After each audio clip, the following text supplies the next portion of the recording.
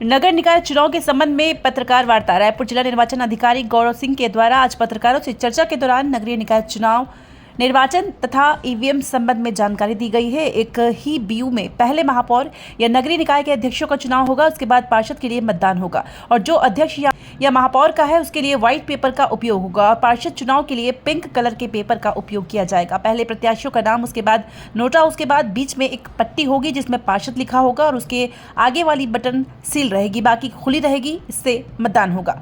नगरीय निकाय के जो चुनाव होंगे वह ईवीएम से होंगे और इसमें महापौर या अध्यक्ष का चुनाव के लिए जो पेपर यूज होगा वो सफेद पेपर का होगा और जो पार्षद के लिए होंगे वो पिंक पेपर या गुलाबी पेपर होंगे। मतदाता को जब वोट देने के लिए कंट्रोल यूनिट अथॉरिटी दी जाएगी, इसके बाद वह जाएगा और उसको स्वतंत्रता है कि इन दोनों में से वह जिसमें भी वोट डालना चाहे पहले वोट डाल सकता है। पहले वोट पर छोटी सी बीप होगी और उसके बाद दूसरी वोट डालेगा तो बड़ी बीप होगी और ये बड़ी बीप होने का मतलब है कि उसका वोट सक्सेसफुली हो गया है। चुनाव ईवीएम के आधार पर होने को लेकर उन्होंने कहा कि राज्य निर्वाचन आयोग ने जिस प्रक्रिया से हमें चुनाव करवाने के लिए निर्देशित किया है उसमें हम पूरी सक्षमता से, पूरी तत्परता से और पूरी पारदर्शिता से निर्वाचन करेंगे। नगरीय निकाय के चुनाव ईवीएम से और ग्रामीण क्षेत्र के जो चुनाव है वो मतपत्र के माध्यम से कराए जाएंगे। जागरूकता का सबसे बड़ा माध्यम आप मीडिया के दोस्त हैं, इसलिए आपकी जागरूकता के लिए आज कि आप हैंड्स ऑन हो लें, आपको जो चीज़ें भ्रम की स्थितियाँ हो वो न हो। आप सभी साथियों ने हैंड्स ऑन किया है, जो डाउट्स थे वो बताए गए हैं।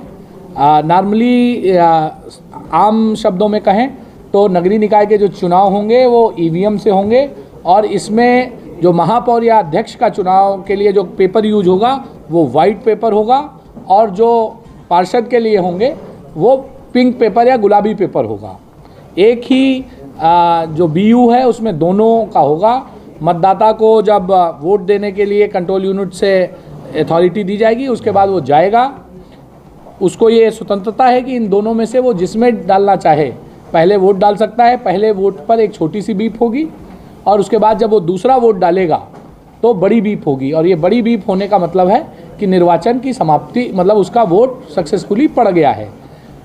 कई बार ये हो सकता है कि एक ही जैसे महापौर का जो पद है उसी में दो वोट दबाने की अगर कोशिश करेगा तो दूसरा वोट उसका कास्ट नहीं होगा, वो दबेगा ही नहीं।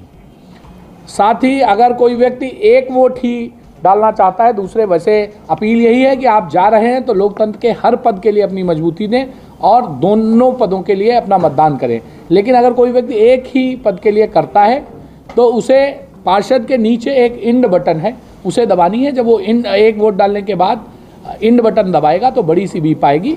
उस बड़ी सी बीप का मतलब है कि आपका वोट सक्सेसफुली वो हो गया है। और अगर कोई व्यक्ति दोनों में वोट नहीं डालता है और सीधे इंड बटन को दबा देता है तो वो ये माना जाएगा कि उसने वोट नहीं दिया, उसकी उपस्थिति रिकॉर्ड होगी और वो अंडर वोट में आएगा।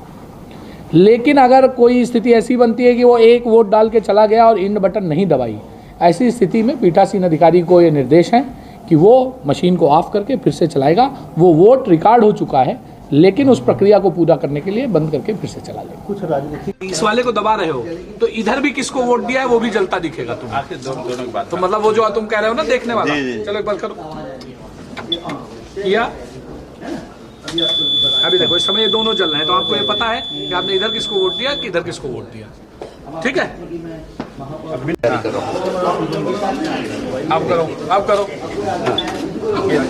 इसको दबाएंगे तब। हाँ, अब अगर दूसरा नहीं देना है हाँ तो ये ठीक है। और अगर दोनों दबा दिए तो फिर नहीं दबाना। फिर से करो।